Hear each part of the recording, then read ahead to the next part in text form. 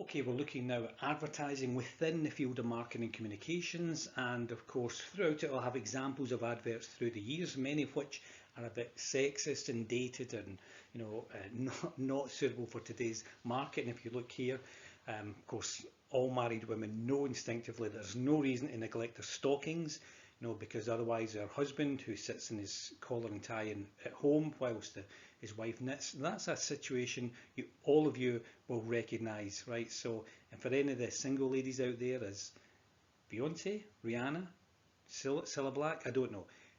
No reason to neglect your stockings. So that's a message for all women there. You can thank me later for that.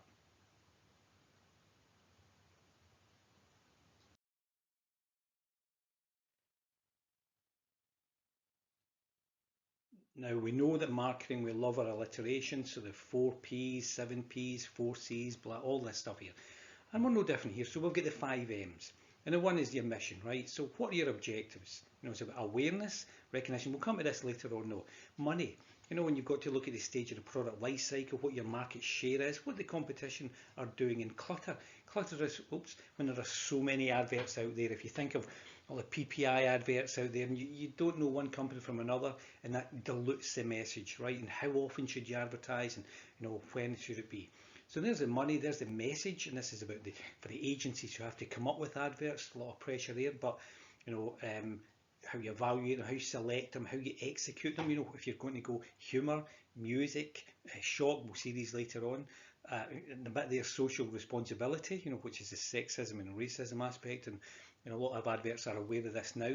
So you've got the message, which is a key point. Then you've got the media. Where do you advertise, right? And how often, reach and frequency. It's like how many people will be able to see an advert, how often will they see it, what impact will it make, when should you advertise, what about geographical variations?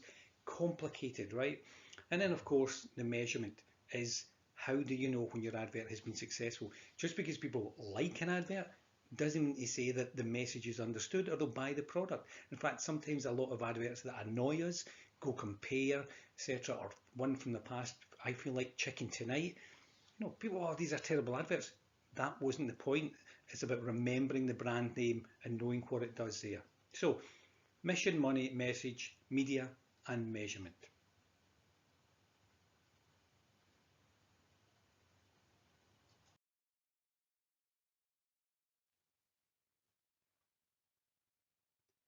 Now, this is a Brewster's Millions, a movie from the 80s, I think, and the idea is this: he inherits something like $50 million, but there's a task. He has to spend all $50 million in a month without having anything to show for it.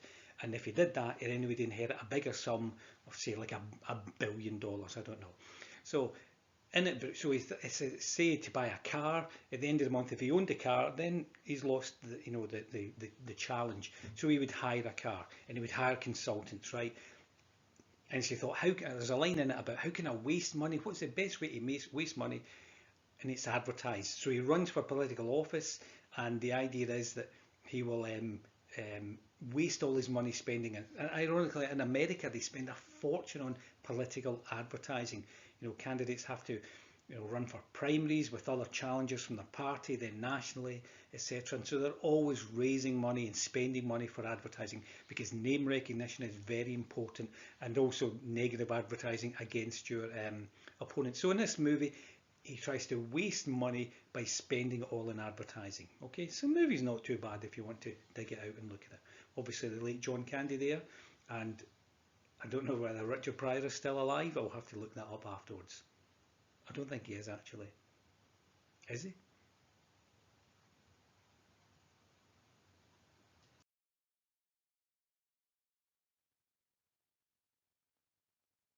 And of course, one of the problems for advertising these days, on YouTube, for example, advertising blockers. We don't like advertising. We think they get in the way of things. So sometimes you might have games, for example, on your phone, and they'll say, look, pay to get the adverts taken away. Even in the old days when people tape recorded video programs, advertisers were concerned because people were fast forwarding the adverts, missing the message, right? But now they have to find their way around this.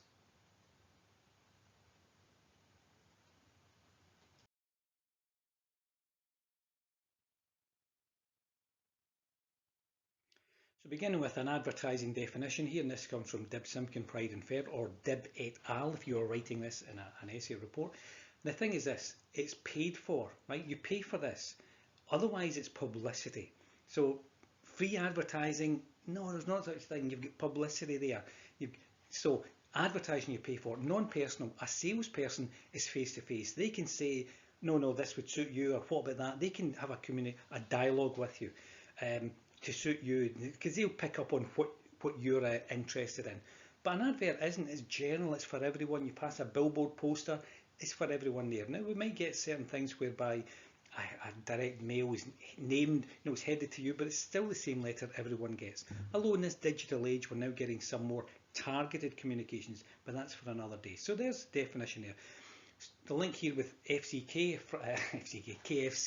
fried chicken. They ran out of chicken last year and made the news, and of course they came up with an advert which, if you were reading this, you might think, oh, I don't get that, but it was quite clever, right? Because they apologised, put their hand up, mea culpa, that was our fault. So and they won some plaudits for their honesty there, and it's also a very good advert.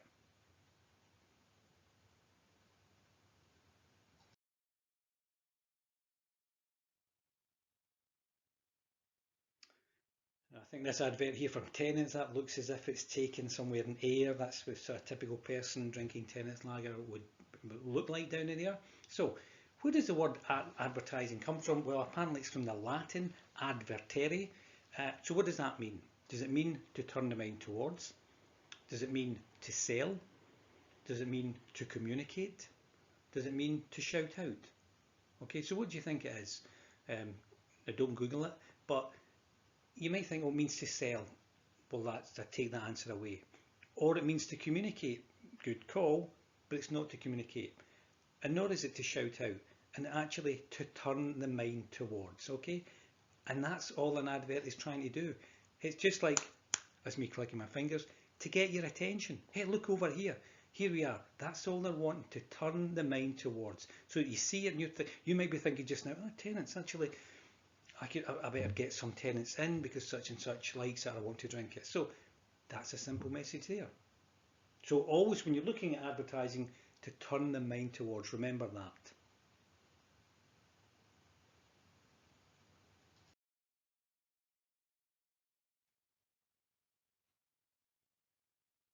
Now what we have here are famous adverts through the years. The one in, number one here, Benetton had weird adverts through the 90s, right?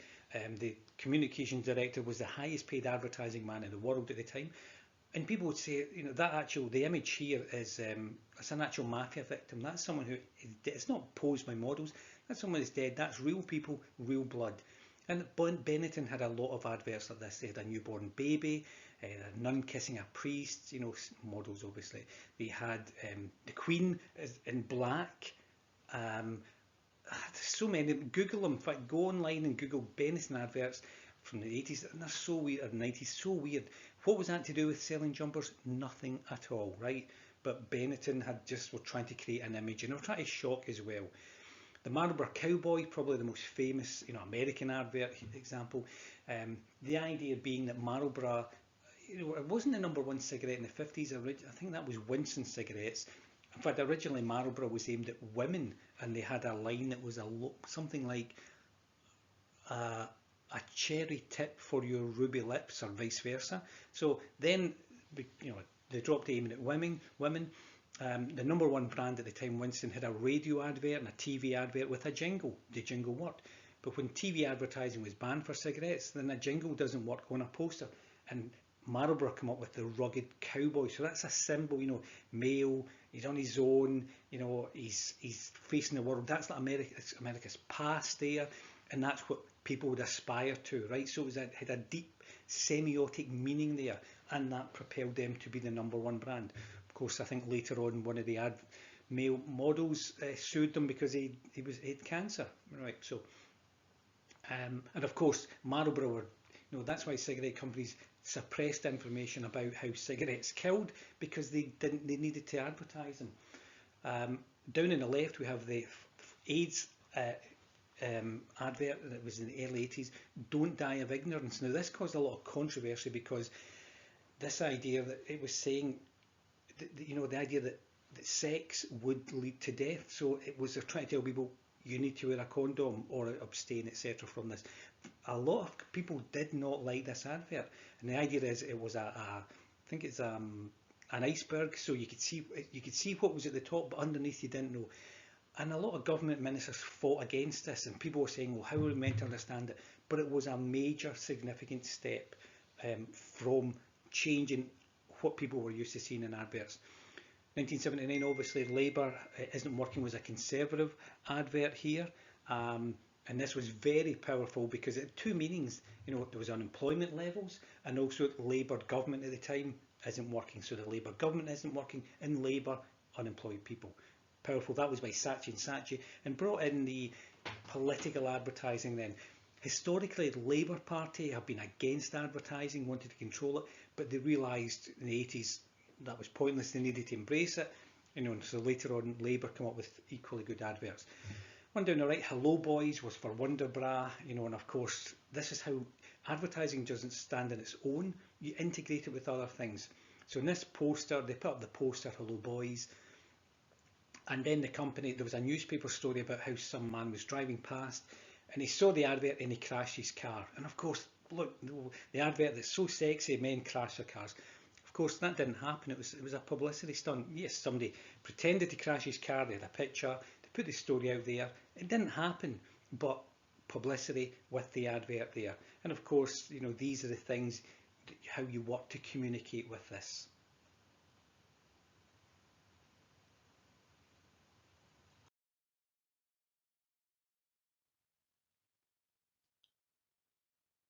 And of course, still on the theme of political advertising, the red bus on the right here, probably the most powerful, the most famous, the most effective advert in British history in decades, right? We've all seen it, and it's "We send the EU £350 million a week, let's fund our NHS instead, vote leave." Only thing is, it wasn't true, right?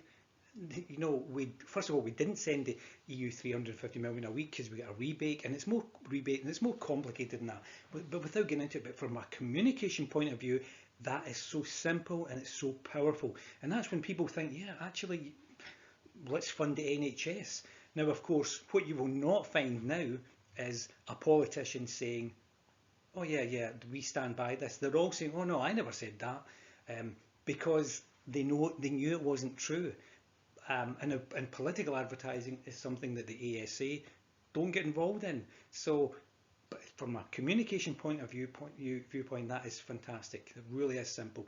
On the left, of course, Turkey has a 511 mile border with Syria. Turkey's joining the EU. Again, that's a scare one. It's a negative one. Turkey was not joining the EU. They've been sort of applying interest, but they've been on hold for decades, and they were never ever going to be allowed to join. It was too complicated. But that doesn't matter. You put the fear in there, and people thinking, "Oh, this is bad news." So negative advertising is very powerful, and watch out for it. Watch out for it in political situations when, instead of a positive message, you attack the other person.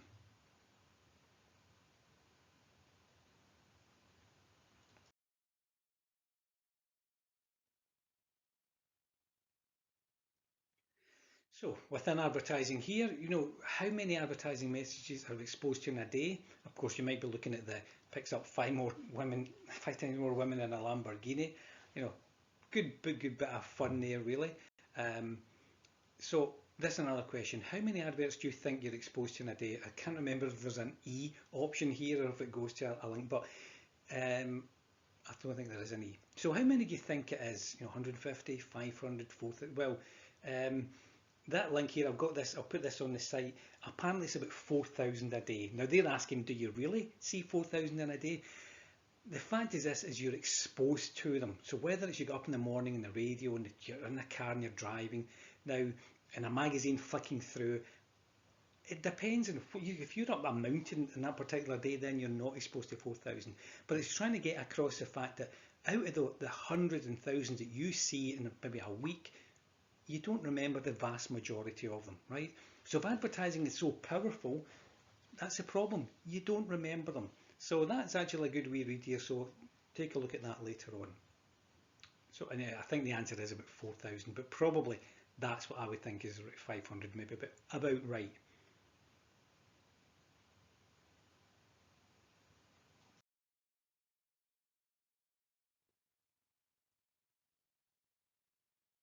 Now, of course, slogans, I'm just going to leave these here, but it's so powerful that we all know them, we relate to them, but all these things here, and this is what they're trying to get. It's a bit like when you think about it, um, comedy shows that have the catchphrases, and everyone remembers, and it's the same with brands. They're trying to get it into your head there, occupy that space in the brain that other people don't remember. The one down here puts a tag in your tank. It's not used now, but that was a very famous one by Esso because it's imagery. The idea that instead of just putting a liquid in, it's a tiger, it's powerful, driving it forward here.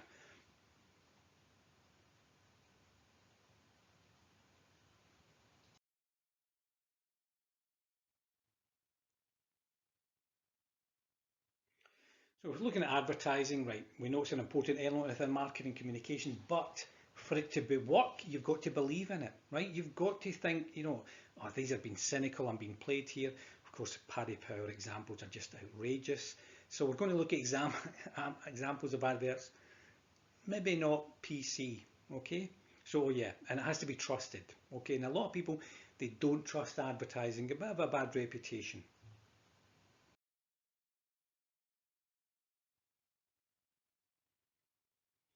So in the past, you could say alcohol was good for you. No, alcohol is not good for you, right? Guinness is good for you. Nope, you can't say that at all. Guinness, and that's why we have health warnings on alcohol or, consumption limits.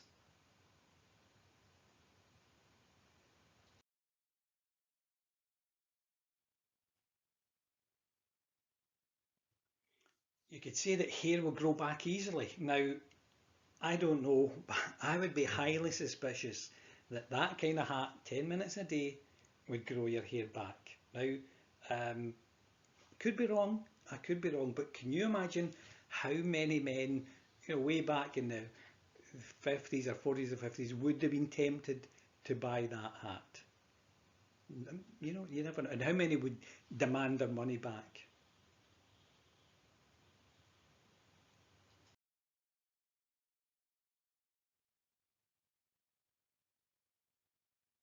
Obviously, if you couldn't, the hair hat didn't work, then you could buy a wig, and naturally, a washable wig, right? So it would be a good idea. So washable wig, and it could be a moustache as well to go with it, the sideburns, a chin beard. Again, you'd have to think, unless it was for fancy dress, but who would buy them? But people did.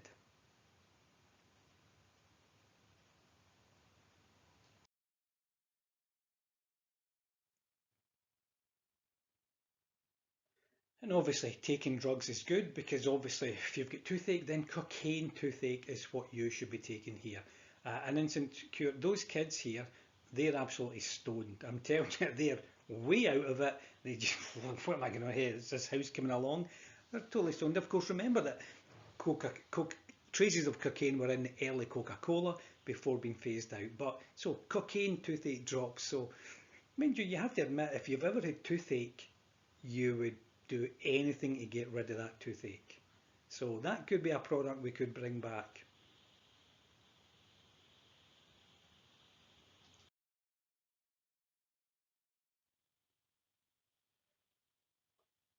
And that violence is acceptable. Now in this advert here, what it is the woman, the wife I presume, she hasn't brought the right coffee.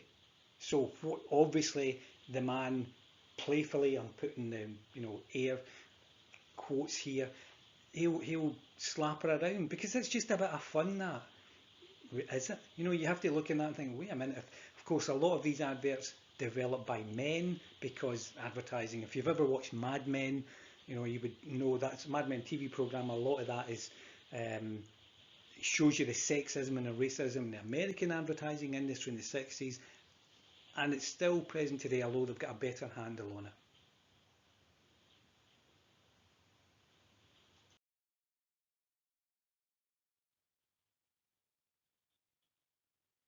You know, and a woman's place is in the home, so obviously the harder a wife works, the cuter she looks. No doubt that's because she's got the right tights from from earlier on, and there's no holes in it or anything like that, and that she's got the right coffee as well.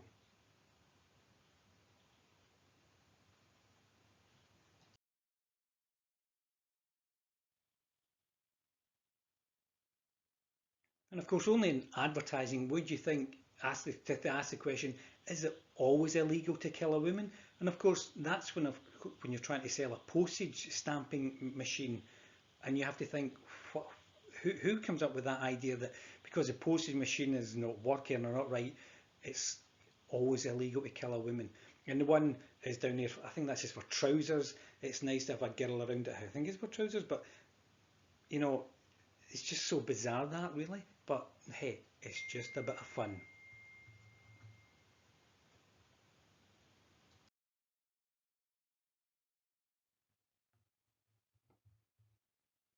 And of course, what better way to convince people about why an advert is a genuine thing? You have someone in a white coat, preferably a man, let's be honest, in a white coat because he's a doctor or he's a scientist, so therefore we've got to treat him seriously. Of course, could be a painter and decorator, but that's beside the point. And of course, this is when more doctors smoke camels than any other cigarette, and so you'd think, oh well, that must be, all these stories about cancer from cigarettes, they can't be true because doctors smoke them. But obviously, truth in advertising, well, maybe that was true that doctors did smoke them, but how many of them were, out of a percentage of overall doctors smoked cigarettes? Not many, I would imagine.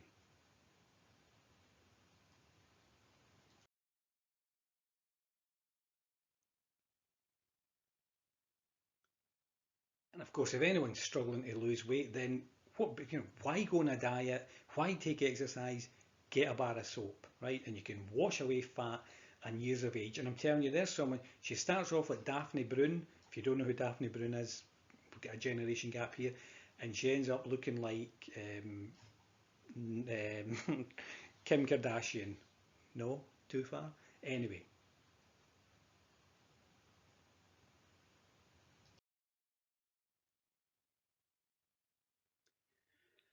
no, naturally, it's fun that babies would want to have a razor blade. Now we know, you have to wonder how many children see that and think, yeah, I would shave myself. Of course, that was during the great slashing debate of the decade of the 60s when kids were going around thinking razor blades were a toy. So, of course, needless to say, that advert would not be allowed today.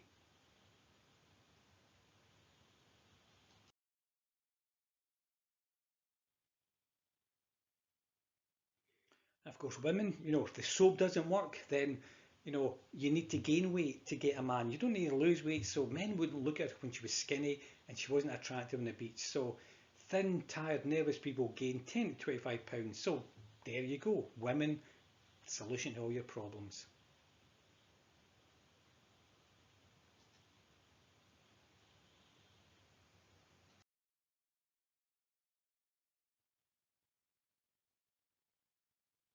Oh, sorry, I got that right there. Sorry, it's not women need to gain weight, they need to lose weight to get a man, or a boy in this case. Funny how it's always females in this, but there you go. And of course, it's the classic before and after picture here, where you have to think, is that the same person? But you never know. But before and after does work, even for anything, if it's like a shirt or a cleaning a carpet, we like the before and after pictures.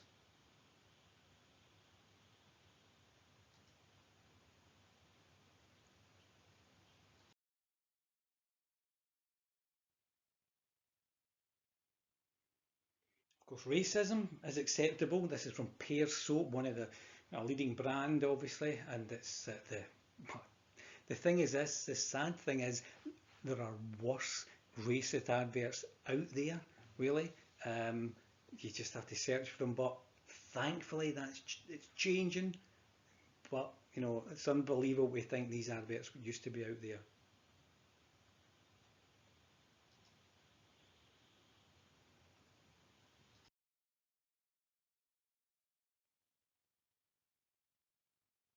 And of course, how many of us, our horse isn't nearby, so we can horse exercise at home. We can trot, we can canter, and we can gallop. I'm telling you, in Springburn and Castlemilk in Glasgow, no self-respecting house would be without their horse exerciser at home.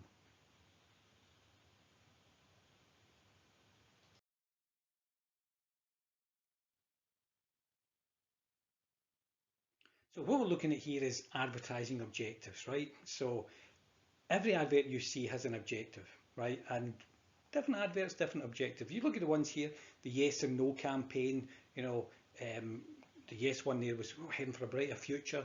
The no campaign, what about your pension? Put a bit of doubt in there. So, but they've got different reasons for this. And of course, you can have more than one objective in an advert.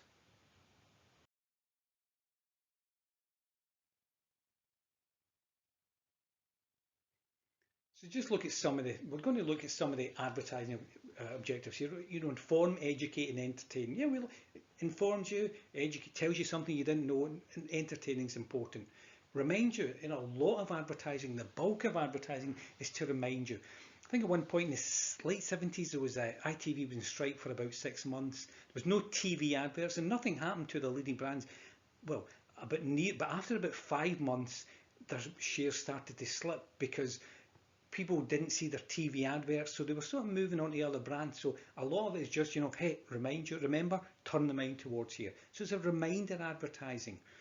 It builds a brand name, something you weren't familiar with. Encourages repurchase again. Marketing, the long-term future is important. Create favourable images, positive messages, feel good, etc. Try to change your behaviour. We'll look at this in a second. You think about drink driving or wearing seat belts. Induce a trial. Try this now. Phone now. Counter damaging happenings. That's like the KFC advert or the FCK advert. Try to say, look, this is the reason, and provide sales leads because a lot of it is phone now, so our salespeople can get in touch with you. Oh, and here's the last one. To help sell, yes, sell. Yeah, that's what you're trying to do. But there's maybe the build up towards a sale, and ultimately that's what you're trying to get here. So we're going to look now at some of the examples within this.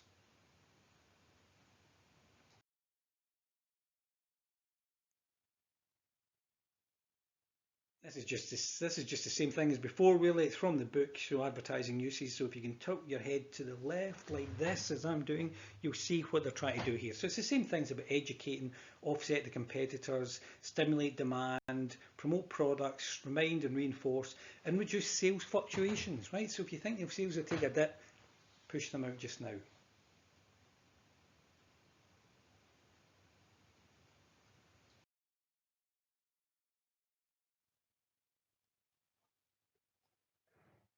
So it is to inform. That just tells you. I think that I've barely seen Game of Thrones. I don't know if you're fans of it, but this lets me know. Oh, there's 3 days left till it comes on. Then there's 2 days left, and it's quite obvious if you watch it. I presume this ties in with Snow Warriors or something like that. So it informs you, lets you know. Oh, how many days left till Games of Thrones comes back? 2 days.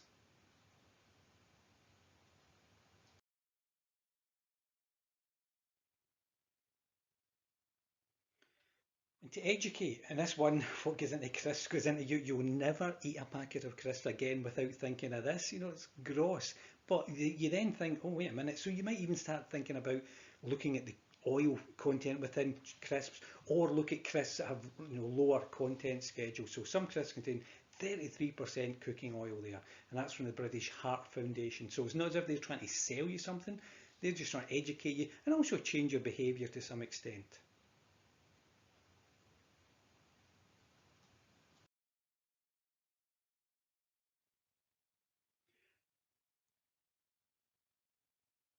Now this one came from in the university. It was actually just pinned up black and white in the toilets and washing your hands. And it says, did you know fecal matter is present on 26% of hands in the UK? Now wash your hands. And you're thinking, oh my goodness me. And honestly, I thought it was a load of shit at first, but it's the truth. And of course, also with the COVID virus, happy birthday to you, 20 seconds. So maybe we'll now be more um, um, regular washing our hands a bit more, better than we did before.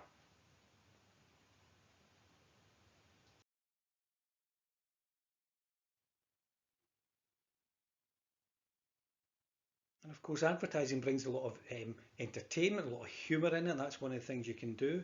Um, and of course, whether it's the meerkats there or Iron Brew, you know, humour. Iron Brew always said um, they take their they want their humour to go to the edge of the cliff but not go over it, whereas Paddy Power just go right well over. So you know they're trying to entertain and put a smile on people's face and they remember it.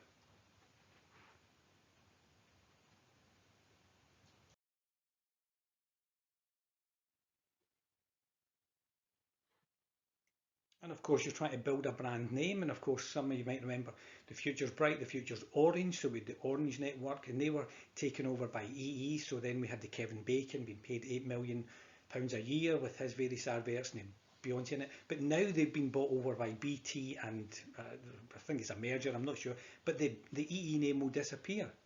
And so, of course, this is what happens. You build a brand name, merger, boom, it's gone. And there's a new brand name in its place. Sometimes companies actually change their brand name, then change it back because it didn't work. But that's a different story.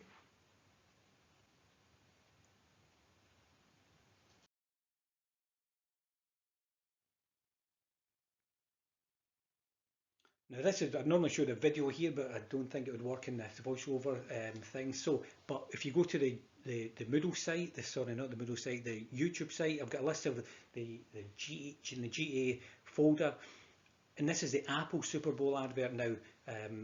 This is about the brand name.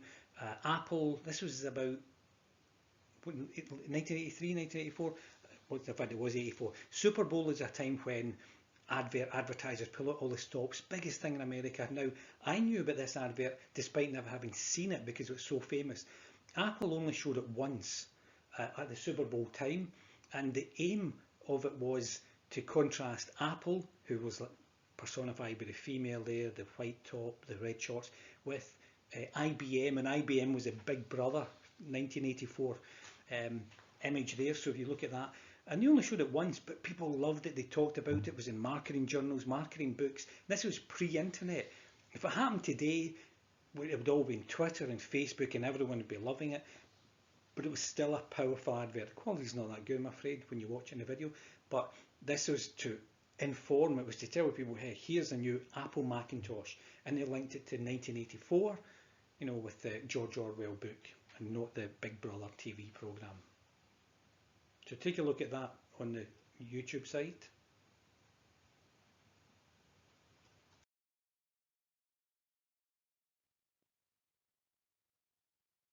And it's to change behaviour as well. Now, if you drive and if I had to say to you, how many of you speed? And we all say, yeah, we put our foot down. But here's a message here, when you get it, look, hit a child 40 miles an hour, 70% will die, chance will die. 30 miles an hour, 80% of chance will live. So trying to get you to change behaviour. Now, they know that you won't just see one advert and you will change behaviour, but trying to slowly chip away to change attitudes. You know, at one point, maybe drink driving, people thought, oh, if you get caught drink driving, that was bad luck. I don't think people think that now. They'd be harder on you. So you drunk, that was stupid.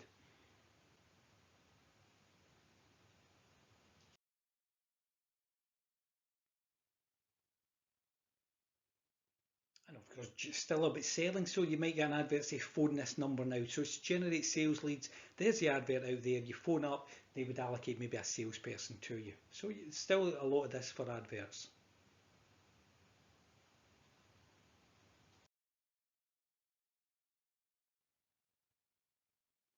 And still in the selling theme, you think all these cars here, you know, like the Arnold Clark sale there, you know, and if people who are looking for cars will look through that in more detail. Heavyweight corduroy trousers, great bargain, you know, 32 and 6 there. I'd have to, you still see the, if you look at maybe the Daily Record or a newspaper on a Saturday, there are a lot of these big adverts for clothes and trousers. Some people must buy them because they're just purely there to sell. And your houses as well, people are looking to be made aware what's out there in the market.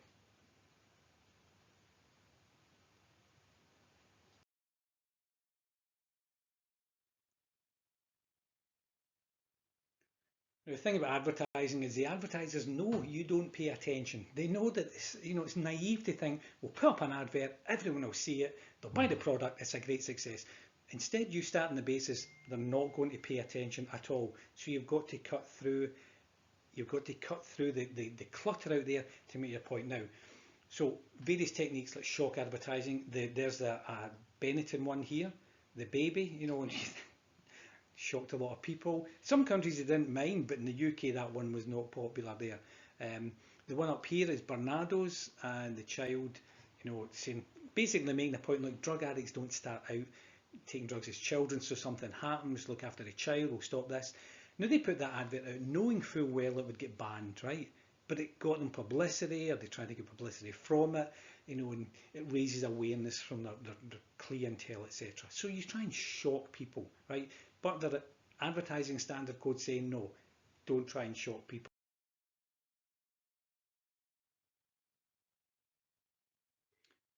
Don't know if I transitioned too quickly from that last slide. It was just saying, you know, they don't like people trying to shock people. This one here, I'm afraid you can't see my thing. It says cigarette rots you from the inside out, right? So now if you're a smoker, no, as a non-smoker, I'd think, oh my God, that's horrible. I'm never going to smoke. Maybe that works for, you know, people who have not yet smoking, but for actual smokers, they just might, yeah, seen it, you know, bought the t-shirt, move on. They're still smoking. So again, is the objective to stop non-smokers, or is it to try and change the current smokers?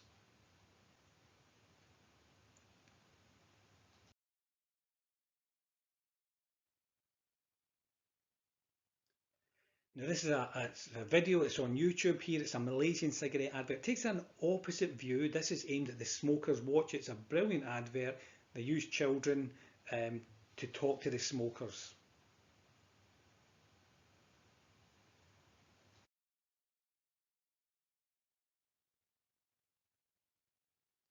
Now I mentioned there about shock, and the idea being that you shouldn't, you know, you're not allowed to shock people, but sometimes you do it because it's in a worthy cause, like seat belts. And again, it's on YouTube.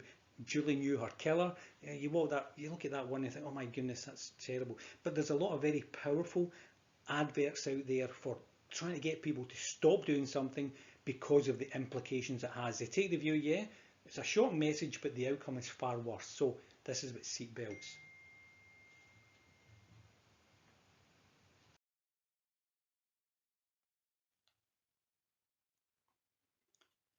Humour, there's, you know, Paddy Power there, let things make more interesting.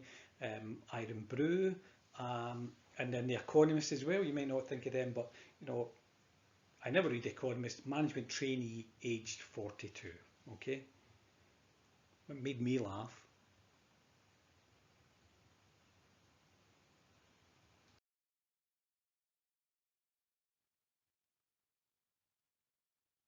And of course, Paddy Power on YouTube, the Chavs advert, very funny, totally out of order, but that's Paddy Power.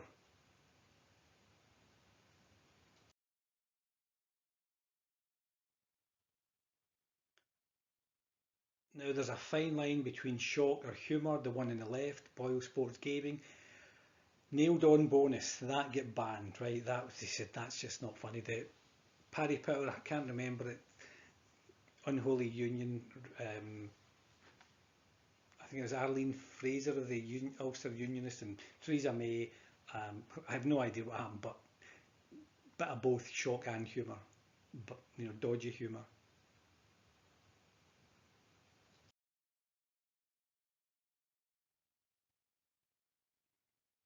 And of course, you know, you can use animals or children. That's called the R factor, because you know everybody loves animals, and whether it's a dancing pony or the kids or the Dulux dog, or you know, we love this. Oh, and that's cute. So that's why I use it. The John Lewis advert, I think, is again, it's on YouTube. A lot of the John Lewis adverts go for this emotional connection here rather than hard sell.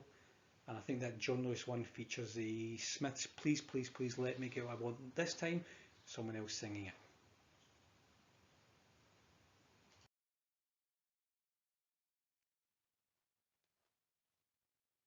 Yeah, so that's on YouTube. Go and take a look at it.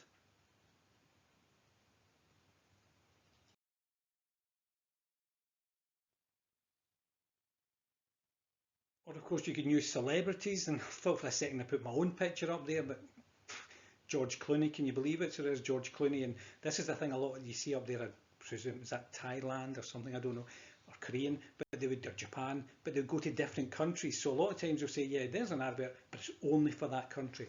I could have pulled out one for Sean Connery. In fact, I think if you look in the YouTube section out with the GA, there's a lot of advertising there. Pretty sure there's a Sean Connery advertising Japanese whiskey, right, in Japan. So sometimes you get a celebrity, you've got to look at the categories that you're using them in, or if they're using them too much.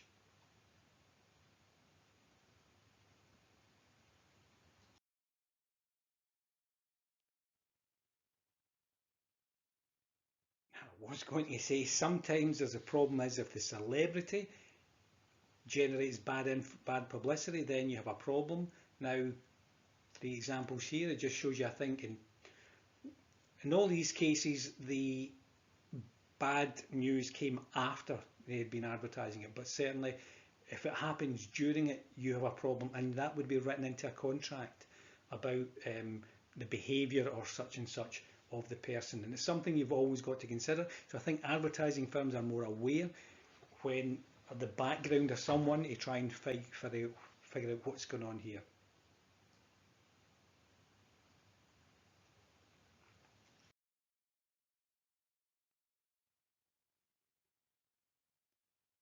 Of course, animation's a popular one as well. So, again, more detailed, more expensive, but you avoid the celebrity issue here. And of course, kids like that makes it, whether it's Felix or Tony the Tiger or the Honey Monster.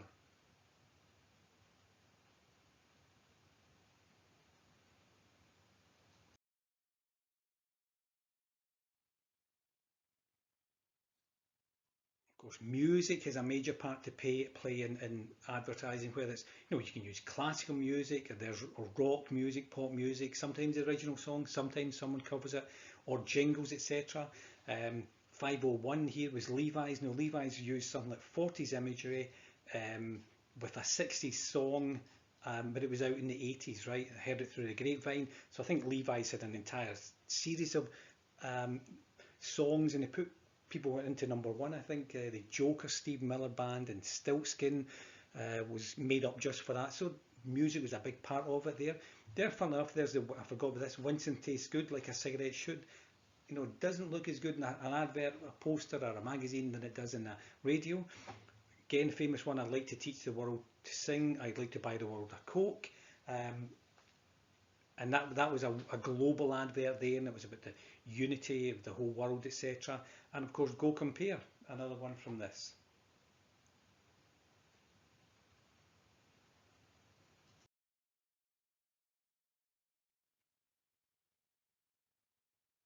And this is another one from the YouTube section, and it's Fiat Strada, hand built by robots. This was an advert. It lasted for about a minute or so, minute and a half. They only showed it about half a dozen times, but people remembered it because it used classical music, fitted in with the imagery. And of course, the car was rubbish. It didn't sell anything. I think it might be better. I don't know if you still get a Strada, but they make the cars better now. So you can go so far. Sometimes they say that good advertising helps kill off a bad product.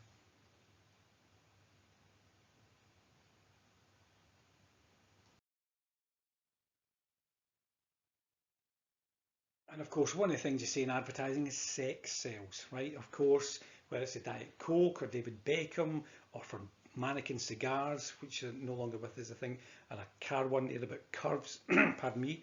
So, this is what you do. It's always got a role in advertising. Now, of course, there's a big issue about models being more relevant, more relatable in this, but sex sells in advertising.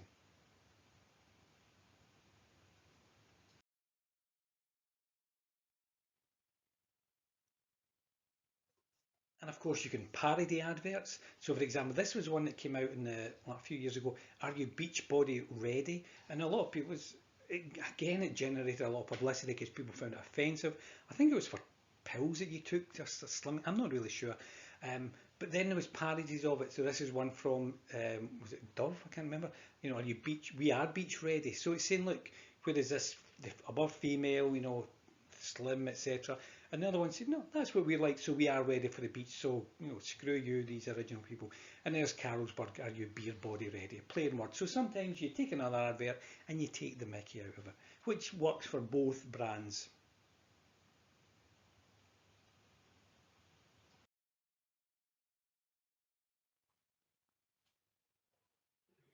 And it's just a reminder who in advertising in the UK, right, voluntary self-regulation, they get together, CAP develop the codes, the ASA interpret them because there's no single code of advertising, single law of advertising.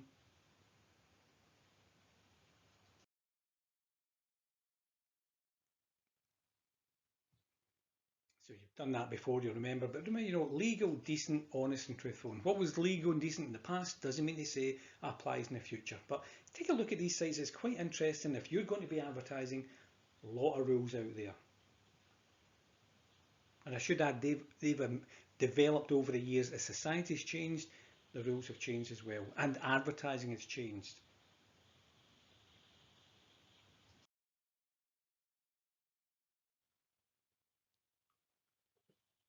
Of course, some examples here. The one here was for We're So Money Supermarket. People didn't like it, but it wasn't banned. It's not offensive. This one here, Paddy Power, they put it down to collect immigrants jump in the back. Yeah, they didn't like that. But only if you're good at sport. What about this one? Tired of being fat and ugly, just be ugly. Now that's just a poster outside a gym, right? That's just something you walk past. Is that offensive, right? Or is that just a laugh? So, what do you think? Well, the fact is, that was banned. That was deemed to be offensive because that's covered by the advertising rules. So what they thought was, no, that's not funny. Maybe 30 years ago, people would have thought it funny, but not now. This idea of just be ugly. So there's advertising.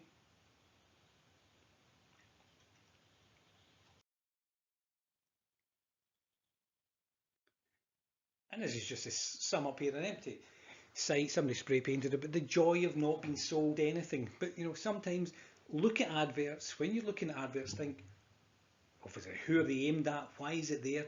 But what are they trying to say? What is their objective? And what techniques are they using? Okay, so thanks for listening.